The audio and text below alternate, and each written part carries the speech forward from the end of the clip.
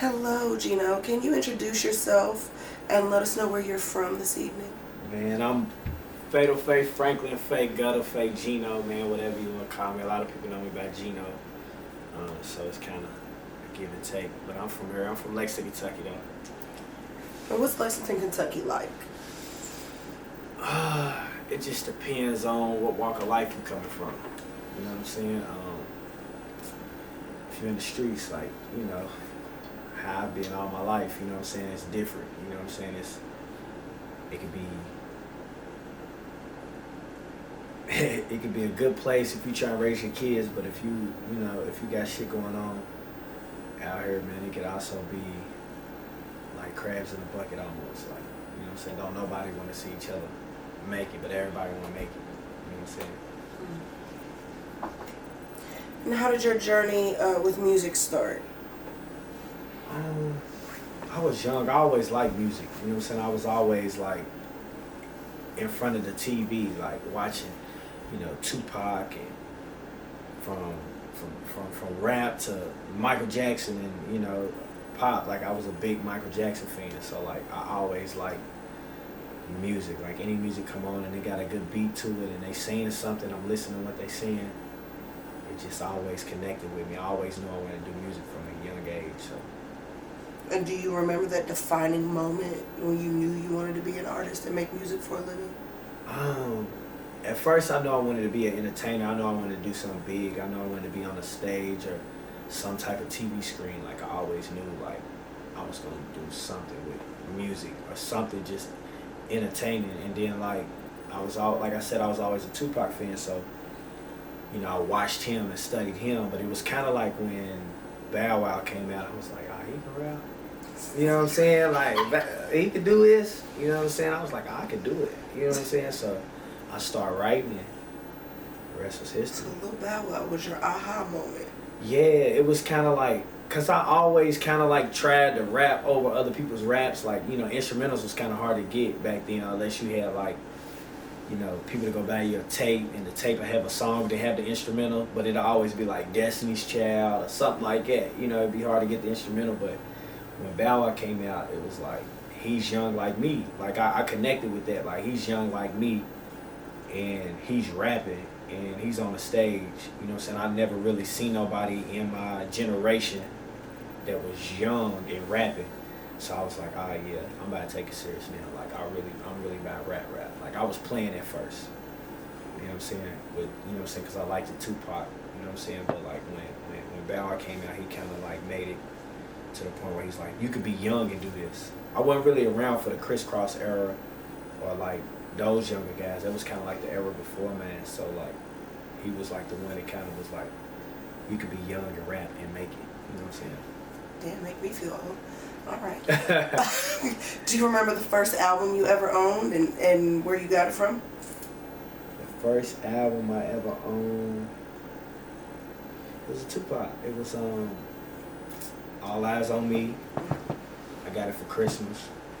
And I just like this energy. Like, it was like when he get on the song or when he get in front of that TV, like, he was raw. You know what I'm saying? Like, he just had a way of just grasping your attention. No matter what he was talking about, he could be talking about politics, he could be talking about music, he could be talking about anything, and he grasped your attention. And I was like, yeah, I need a Tupac CD. And I got one for Christmas. I can't remember what Christmas it was or kind of like what age I was at. I just know I was young. I know I was under 10. And it was probably like 96. I got it after he died, though. I didn't get it like while he was still living. You remember your favorite song from the album? Not really. I just know California. What is it? In California, at a party. Like, that right there, like, that was my favorite song by him. Like, everything else, I just listened to it because it was him. But when he did that, like, he used to do this dance in the video that my mom used to tell me to do at every event, holidays, birthdays, whatever. They be like, do that dance. They'd play a song, be like, get it, baby. And that's the dance I used to do all the time. Like, I was just messed up about that. And then when he did Hit 'Em Up, I was like, oh yeah, he's hard. He's turned. Like, he really like kind of like made me pay attention more to music and maybe gave me that interest to where I was like, I want to be an entertainer. It wasn't necessarily about rap then, because like I said, I was a Michael Jackson fan. Like, you know, so he used to dance. I used to be real fucked up after dancing. Like, I see him dance, I'm like, damn, how you do that? So I'll be trying to dance. I'll be in the mirror trying to dance. You know what I'm saying? So that was kind of like my thing. Like, I feel like if I was born in the 80s, I'd probably be like a break dancer or something. You know what I'm saying? Because, like, I was just into music, and it always made me dance. So that's why I kind of, like, connect to music that make you bop, make you dance. You know what I'm saying? Not really so much as, like, the rah-rah, shoot 'em up, bang, bang. Like, that's cool. You know what I'm saying? Yeah, we see that. Yeah, like, it's things that, you know, as you get older, if you're in the streets, you go through. But that ain't really what catch my attention, because anybody can talk about. You can really not be in the streets and talk about some shoot 'em up, bang, bang, about all the songs that has been out. All you doing is saying the same thing somebody else said. But, like, to actually make somebody dance and want to run to that floor, that kind of, like, was what I wanted to hear. You know what I'm saying? And if you weren't a musician, what would you want to be in life?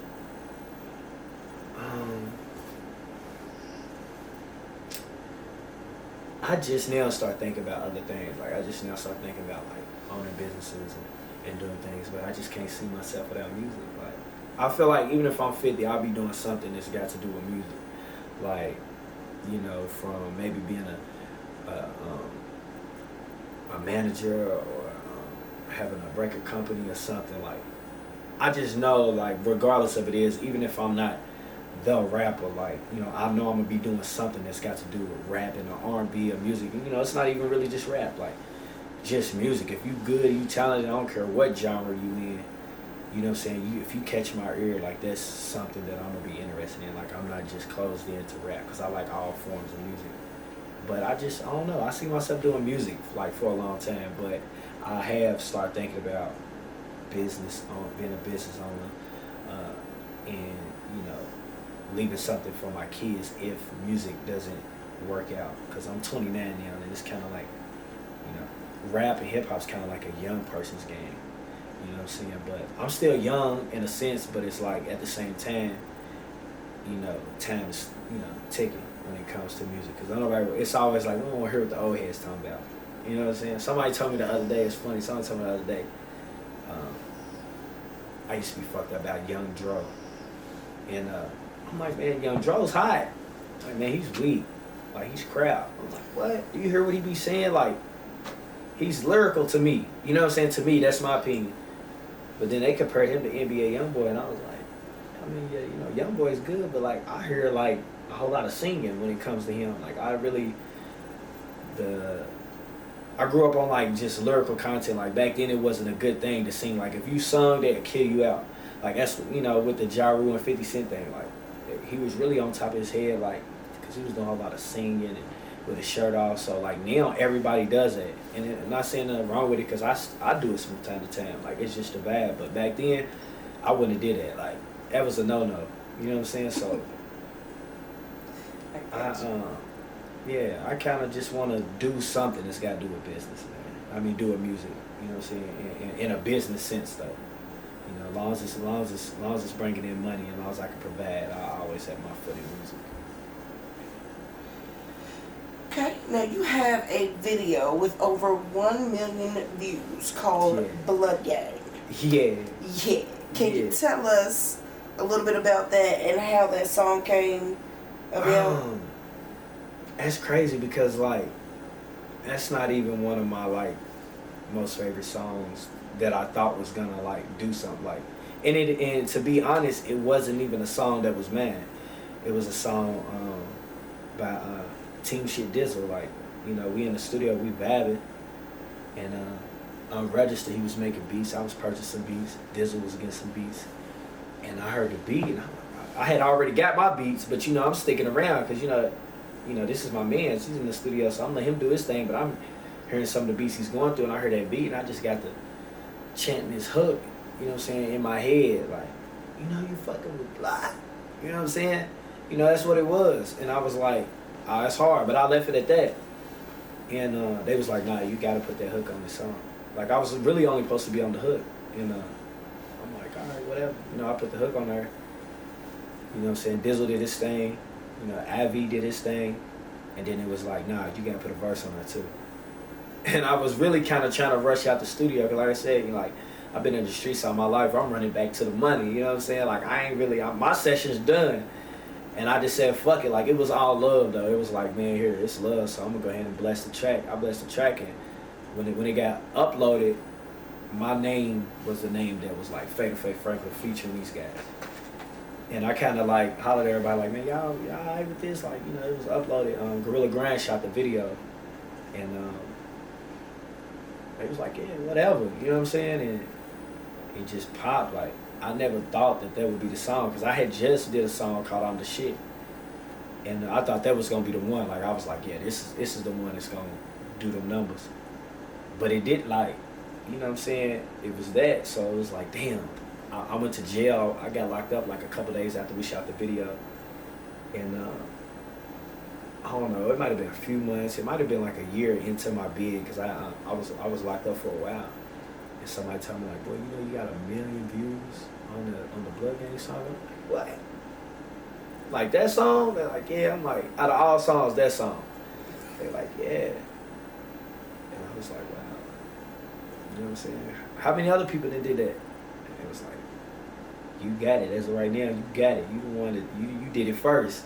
So I was hyped about that. I was like, okay. I don't know. I should be hearing for some record companies here soon or something. You know what I'm saying? But nah, it was fun. It was fun, and it was history. You know what I'm saying? Another, you know, first person to do it type shit. You know what I'm saying? Even if nothing ever came from it, it was like, okay, it was a first.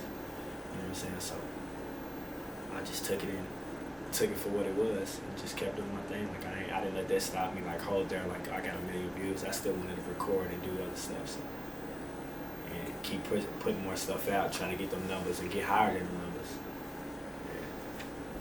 Now you mentioned being locked up. I know you spent a nice portion of your 20s in and out of jail, but your music was still being played. Now, how do you feel your music has influenced local artists? I done spent a lot of time incarcerated. Like since I was 13, I moved back down here from Kansas City. I moved up at a young age, and I went to Kansas City, and I think that's why like my music's kind of different. Because I lived in the Midwest and their music was different. So like I was real, you know, fucked up about Mac Dre and moved back. When I moved back, you know what I'm saying, I really started recording more. I linked up with Huddy and started recording more. And he was like, hey, let's shoot this video. And back then it was exciting, but it was still like, it's a video. Like it wasn't really nothing that I really thought it was really gonna, like, okay, whatever, I'm shooting my first video. But I was the youngest guy to do it. Like back then, wasn't no young guys my age in Lexington, Kentucky rapping like, and you know everybody who was older, like K-State, Scoop, B-Mod, D-Easy. They was all older than me. You know what I'm saying? So, you know, and years later, like you know, right after I shot the Posted in the Cut video, I got locked up. You know what I'm saying? And I got out. And, you know, I tried to do my music thing again. I got locked up. And I just kept getting locked up. And I'm like, damn. Like, I recall myself talking to God, like, damn, is it a reason why I keep getting locked up? Like, you know, do you not want me to do his music? Because I've been presented with a whole lot of opportunities and stuff. And, you know, I kept going in and out. But every time I'm coming out, it's somebody popping up that's rapping, that's doing their thing. And they, you know, a lot of them, like, will come to me and be like, bro, you know, you are the reason like I first started rapping. Like, you know, I started rapping after I heard you, or I really want to do it when I seen you do it. And it messed me up because it was like, damn, you know, I ain't, you know what I'm saying, I ain't got no record deal, I ain't made it or nothing, but it was just enough, you know what I'm saying, for them to give somebody else that fuel. Like, that's why I support anybody coming out of Lexington, because, you know what I'm saying, we've yet to really like do our thing and take this shit over. And for me to be able to inspire some of these young artists coming up under me, you know what I'm saying, it's a blessing. Because, you know what I'm saying, like, just to hear somebody say, hey, you my top 10, or you my top 5, or you my number 1, or, you know what I'm saying, it's like, it's amazing. Like, I ain't even nowhere near the Lil Waynes and the Drakes, or the Dirks or the King Vons and, you know, everybody who's really got a big name for themselves. But Lexington is small, so like I kind of made a name for myself with the rapping, and like everybody knows me and know like, okay, yeah, that's Fate, man. He really kicked this shit off. And even for the younger ones who just now coming out, who might not know a clue of who I am, like I still run into younger guys and I play my music. And they're like, damn, I didn't know you rap. You know what I'm saying? Like even for them, like, you know, listen to them, they still inspire me, even though I've been doing it for so long. So I think it kind of recycles itself. Like, you know what I'm saying? I get inspired by a lot of these guys I see doing their thing, and like, they make me want to go harder. Like, man, you know what I'm saying? I can still do it shit. You know what I'm saying? I can still, you know what I'm saying, make something happen with this shit, because these guys is pushing that back into me, pushing that soul. Every time I want to give up, it just like, man, fuck it, I'm gonna, you know, put my focus in something else. I see somebody new come out doing their thing, and I be like, oh yeah, I remember how that felt. I remember how hungry I was when I first started. Like, I was in the studio every day trying to record, shoot videos, trying to do whatever every day, with still my foot in the streets, you know what I'm saying? So I don't know, it's a beautiful thing, man, to know that a lot of people look up to me when it comes to this music. And I don't know, it's just one of the things that I don't know, I can't really put into a lot of words, really. You know what I'm saying? It's just a feeling. Gotcha. Okay. Speaking of local artists, what do you think about the artists that are currently making music in your area, and do you have a favorite by any chance? I really don't dislike nobody's music. I really don't. Like, I really look up anybody. Somebody tell me, hey man, you heard of so and so? I'm gonna go look them up, check them out, and I'm gonna watch every video to a T. I'm gonna listen to them, see what they saying, and I mean, I love it. It's a good thing. And as far as a favorite,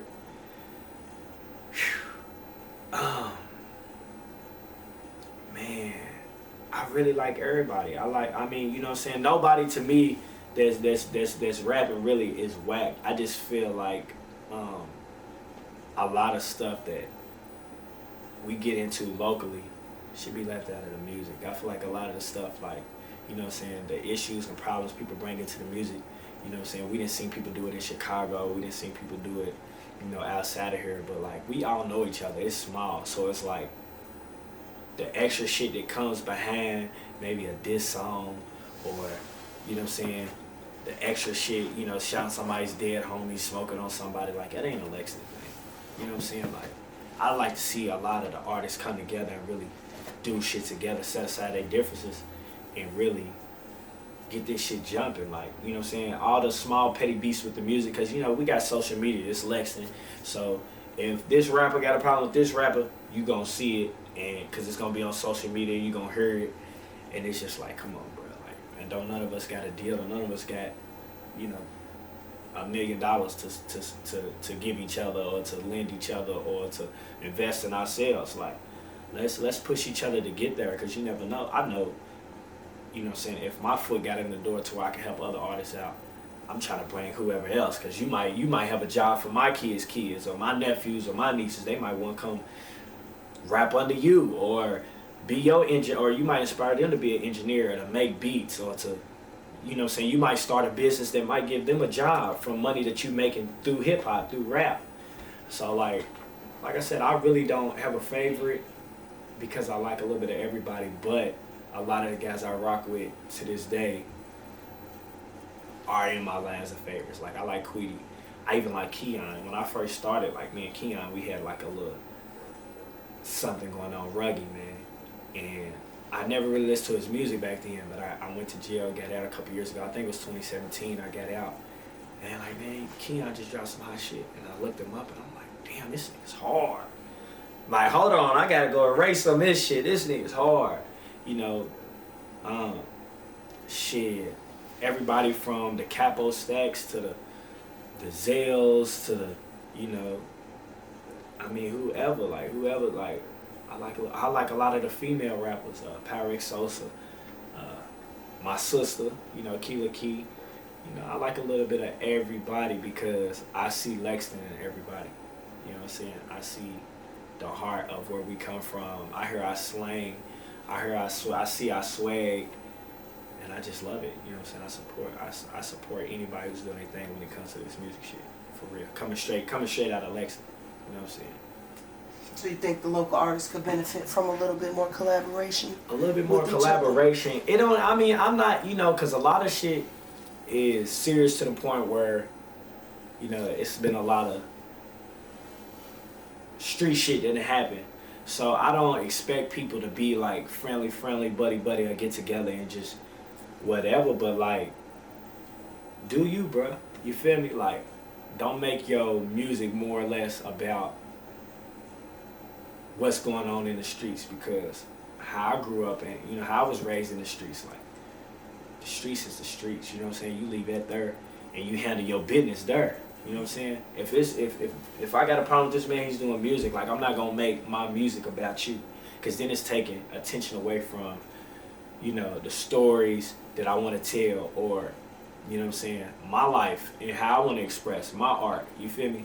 And if you doing that, then you wasting your time going to the studio when you paying these people for these beats and for the studio time about the next man or the next rapper or female. Like, keep that shit. If it's street shit, leave it in the streets. If it's an issue, dress it. You know, we all grown, and for the ones who ain't grown yet, you know what I'm saying, you can learn from other grown people on how to conduct yourself when it comes to you know, chasing your dreams. Like, you waste your time on, like I said, a lot of that dissing and hating, and it don't even gotta be a diss record, just, you know what I'm saying, doing an interview and somebody's name come up. Like, you'll never see me like talk down on a person that I might not necessarily like or be a fan of, but you know, I'm not gonna express myself that way. I'm gonna express myself when I see you, or, you know, when upon asked by that person. Like, I just feel like that's lame to me, and that's not really our culture and how,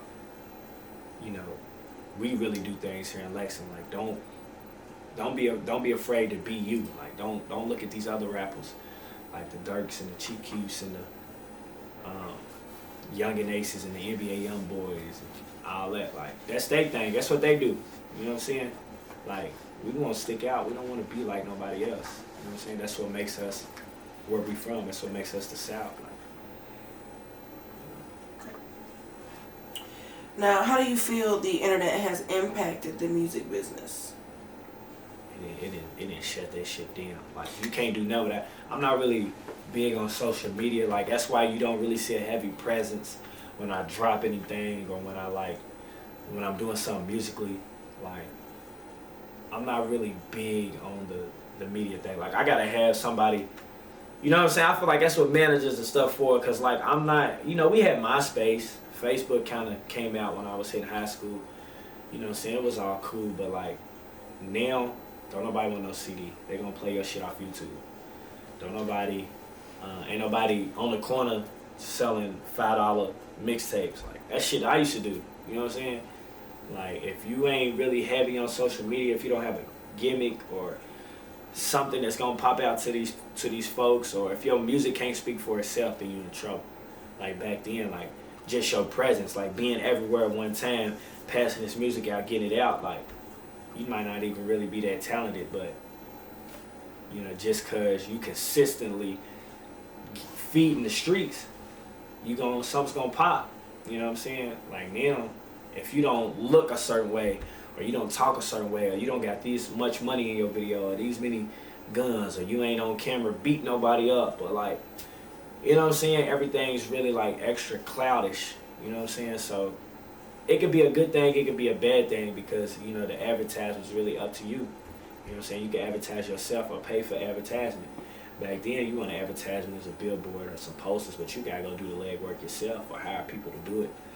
So it's different, and it's something to get used to, because, like I say, being in and out, I really haven't had that chance to really wrap my mind around the social media, the internet, really. Like, shit, I don't even got an iPhone. I don't even know how to work that shit. You know what I'm saying? I be on my girl shit, like, trying to figure out shit, and she be like, here, give me my phone. Do you write your own music? Yes. Do you write for other artists at all? Yeah, Yeah, I've definitely wrote for other artists. I mean,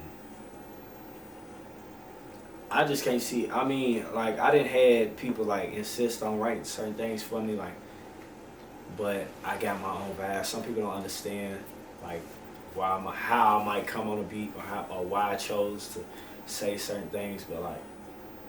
I don't know, I might go to the studio and not even write. Like I might just go in there and just lay some shit down, like all about the vibe of how I'm feeling or how it's coming out, like, you know what I'm saying?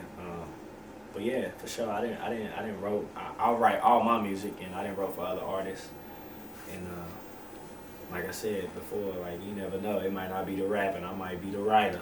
You know what I'm saying? Whatever gets that check, I ain't tripping. You feel me? What is the best advice that you have been given?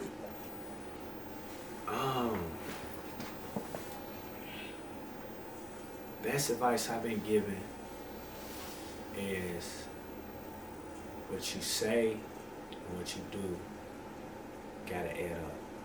You know what I'm saying? Not just like with your lyrics, but just like even doing business. Like, you know what I'm saying? Like you make a name for yourself, like on how you do business if you're in the music industry. So like if you tell somebody, hey man, you gonna knock this song out by tomorrow and send it back, you need to knock that song out by tomorrow and send it back, like, cause, or, you know, it's gonna start to make a bad impression on how you do business. So like, yeah, what you say and what you do must add up, man. And I think that's a lot wrong with like music today, because now you really don't have to be hard or tough. Like if Drake is like the #1 artist of the century, you know what I'm saying? Like y'all ain't got it yet. Like, you know, you ain't gotta shoot 10 people. And this is Lexington, so we average like 30 murders a year or something like that. But everybody won't rap about kill, shoot 'em up, bang, bang. But and I'm you know, I done it. You know, I understand it. Like when you first rapping, you know, you just saying whatever. You know, cause I look back at my old shit, like that shit's whack as hell. I was just saying shit, cause it rhymed. I might just say a bullet that rhymes with something else, cause it sounded good at the time. You know what I'm saying? I get it. But once you start developing your craft, I feel like your angle should be different, because out of 30 murders, you ain't got 10 of them bodies. Yeah, you might not have one of them. So it's like, it's so much other shit to talk about or do than to, you know, be yourself. You know, add up. You know what I'm saying? Like, if that's not you, but you fly with them words, like, that's why I love 90s, 80s rap, because it's like, I still listen to it to this day, because they was rapping about being cool. Oh, sorry. Yeah. But yeah, that's why I was fucked up about like 80s, 90s rap, because everybody was being cool. They was talking about how fly they was. You had Public Enemy talking about politics. You know what I'm saying? We had like Mace, you know, he switched his style up later on in the game because he thought that's what people wanted, but people just wanted him to be himself. Like, you know, the fly, smooth talking, you know what I'm saying, baby face, Mace, you know what I'm saying? So it was like the Slick Ricks telling the story.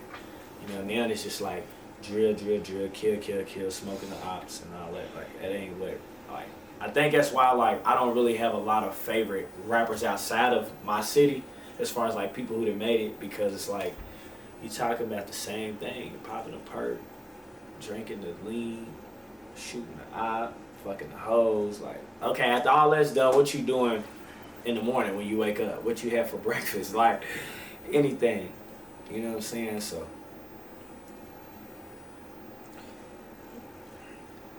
Now, speaking of shoot 'em up, bang, bang, Yeah. what is your reaction to the high levels of gun violence in Lexington? Now, I know there's not a lot of murders on the books, but there is a lot of gunplay in these streets. Now, how does that make you feel? Yeah, it's crazy, because like I said, everybody knows each other. You know what I'm saying? Like, at one point, everybody was either friends, or you was sleeping over his mama's house, or whatever. Then you got the innocent people that's just getting shot by accident because, you know, people don't know how to shoot. And they don't know how to hit, you know, get their mans, you know what I'm saying? So it's like, it's sad. I just had, you know, a close friend of mine, you know, like a brother of mine, just, you know, get killed back in January. And I had another one 5 months ago prior to that, a little messy, so, you know, a little mini You know what I'm saying? It was my dogs. Messi was doing this thing. Like, he was gonna be the next talked about like big thing here in Lexington. He was killed in a mall. Like, you know what I'm saying? It's sad because it's like, man, everybody knows each other. Everybody's like your mama and my mama might have been on the same cheerleading team at one point. You feel me? Now their kids is beefing with each other, shooting at each other, and he didn't hit this innocent girl who was just coming to party and have a good time and go home and then go to school in the morning. You feel me? So it's sad, man, to see us killing each other, because like when you break everything down and you see what it's really about and where it comes from, man, it'll never be about nothing worth dying for. It's always about something that was like so silly. Like, I still don't get it, but hey, that's the streets. That's how it goes. It's like that a little bit of everywhere. Like, and it's just I feel like it's glorified through the music, and it's glorified through these videos and these rappers. That's why I feel like we got an obligation to the people that listen to our music. You know what I'm saying? We got a responsibility to the younger generation, because if somebody's going to listen to me and all they know is boom, boom, boom, that's what they're going to be on. That's what they're going to pop that pill. They're going to listen to whatever drugs you taking, pop that pill and get that gun and slide. You know what I'm saying? Instead of teaching them how to get some money, how to invest, teaching them about, that's why like a lot of my music here lately, it hasn't really been about, going to the club or fucking with some hoes or just the bullshit that normal rappers always talk about. And my shit really been about like the struggle, like how I was feeling when I was locked up in a cell, you know what I'm saying? And I'm facing 10, 50, a 10 flat, a 20, 50, you know what I'm saying? Like, this is real numbers that, you know what I'm saying, I'm still fighting. I'm on the ankle monitor today. So like, it's so much shit that I could teach my community about the awareness of what we doing. It's how everything's all good till you get locked up and you got a $500,000 bond and you ain't got 10% of the $500,000. You ain't got 10% of the 10% of the $500,000. You know what I'm saying? And now you screaming you want to go home, you want to be normal, you want to be a regular kid again. But, it comes with it. I don't think a lot of the younger guys really know, like, I think it's like a game, like a video game to them. Like, boom, yeah, everything's funny, ha ha ha. And then when them numbers when people get to talking them numbers, the Commonwealth gets to talking them numbers, you see a whole different side of a person that you thought you'd never see. So like, why even put yourself in that situation? Why take these people away from their family when you know like that's not really who you are? That's just somebody you want to be until you put in that position to be, and where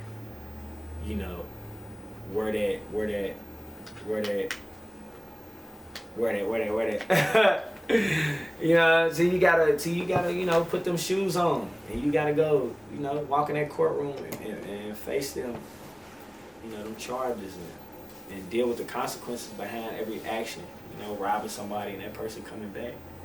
You know what I'm saying? You don't think about that until it's too late, or until your mama's like trying to get somebody to go in with her on the tombstone because she couldn't afford it. You know what I'm saying? System.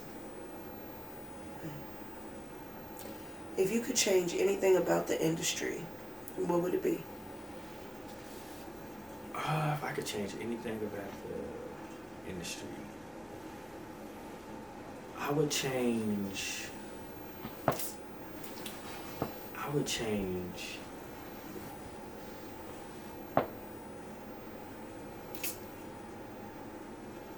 just change how the music is being like put out to everybody, like in some way. Like if I could do it myself, I would. Like just how everything's perceived. Like a lot of this stuff ain't even real life. Like people be having like prop money. Like people be having rented jewelry. People be having rented cars in their videos, and people and these kids think that they really living like that. You know what I'm saying? Like, I wish I could take all that out and make music about something else other than what kind of car you driving, or what your girl look like, or you know what I'm saying, how many hoes you done fucked this week. You know what I'm saying? I wish I can like take it back to the original form of hip hop. Like now everything is it ain't even rap really no more. It's R&R, rhythm and rap. You know what I'm saying? Which is cool. I mean, I get it. Like I say, I understand, and I think you just gotta understand it. But at the same time, don't mean I gotta accept what's being put out. So if I could do that, if I could steer it in another direction, if I could change that, that's what I would change. Like. Now, who is your fashion icon, and why do you dig their style so much? My fashion icon? Ooh, if you have one. I do, but I got a couple though. But who I just think is just fly, like just fly to me. Kanye West, man. I think he's the GOAT when it comes to that fashion. Like, you know what I'm saying? Like he can put on a polo shirt and some Adidas and make it fly for some reason. Like he gonna have something that's just gonna pop out to you. Him for real, he's like the GOAT too. Like when it comes to that fashion, like, and I love, like, that's another thing. Like I love fashion. I think fashion and music go hand to hand. You know what I'm saying? Because people want to see what you wearing, what you got on, what you look like, how much your clothes cost, how much your chain costs. So like, yeah, it's a lot of people, man. Women, I love Nicki Minaj. I ain't gonna lie, that's my baby. I love her. She, like, I feel like she stands in the mirror for hours just figuring it out, and she comes out just bad. You know what I'm saying? Like whatever she do, I'm caught up about her. Like, and I love female rappers. Like when a female get on there and do her thing, it draws my attention, because to see a woman step is something that's been a man's game for a while. They stick out more, especially when they catch your eye with what they wearing, how they looking. Not necessarily the raunchiness of what they wearing, but just being fly. I think ain't nothing more fly than a woman. You know what I'm saying? Facts. Okay. Yeah. All right. What is the most useless talent that you have? The most useless talent that I have. Yeah, like can you walk in a handstand? Oh shit. Something crazy shit like that. The most useless talent I get, I would say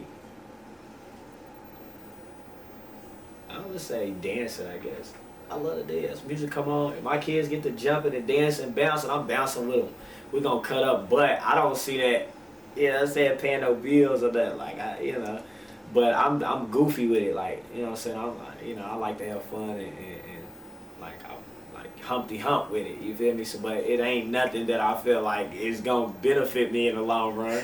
I ain't see nobody really, it's people out there. I ain't saying it ain't out there, but I don't see me making a couple $1 million off of it. Sitting here dancing goofy, but it's a talent, I guess. You know what I'm saying? It's something that I can do if I choose to. Oh, so you got the moves? I got the moves. Okay. Mick Jagger Franklin. Oh shit. Yeah, Mick Watch Jagger.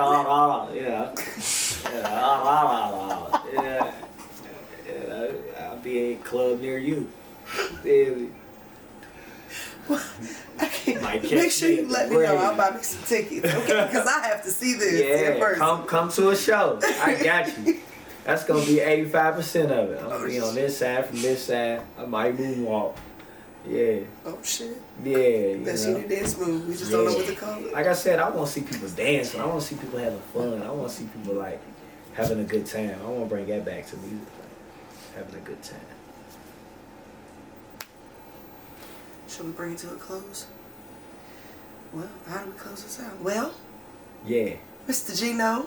Yeah. I can't write your whole resume because you got that thing. Yeah. Go ahead and do that for me one more time. Tell people who you are. Man, fake fake Gino, Fatal Faith Franklin, whatever you ever call me, man. You know what I'm saying? But I'm known by so many different things. But it's originally fake gutter, man. But if you know me, you know me. Well, it's certainly been a pleasure. Yes, it is. Yes, it is. Yes, ma'am. I thank you for having me. You're welcome. Shout out Box.